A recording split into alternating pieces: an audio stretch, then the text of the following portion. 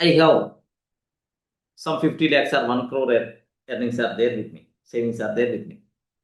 Happily, you can buy a house, or happily you can buy a house, or otherwise, okay, one house you can buy. This is one option you have. The second option is invest this 1 crore. Maybe after 3 years, 4 years, 6 years, 7 years, or 10 years, you will get returns, right? With those returns, buy the house. Buy the house. Okay, best example for you people. 1 crore money I have.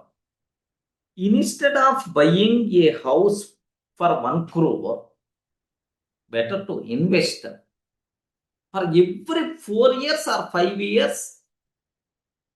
That amount will be doubled in any investment. 5 years around, worst case 5 years around, the investment will be doubled. The original investment you can keep as it is. The returns what you are going to get, start buying the houses. Then what will happen is, instead of adjusting with only one house, for every 5 years, if you want, you can buy a new house, like you can create a factory of houses with your money.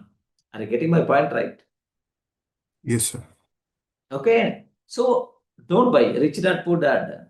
He's always going to tell, if you want to buy the car, don't buy the car with your money.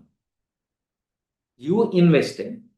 On that investment returns you are going to get. With those returns, you require to buy the car. Your money is always there. Whatever returns you are getting, with those returns, you require to buy the car. Remember this.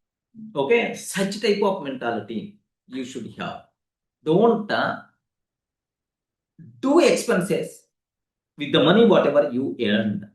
Do fulfill all your expenses, all your wishes with the money what you got as the returns of your investment. If you waited for a few years, automatically that situation by default will come into the picture. Now you can enjoy. Your savings always continued. Only with the returns, all your expenses by default will be gone. Can you please imagine how beautiful it is? Yes, sir. It's good. Yeah. Why we have to hard earn money?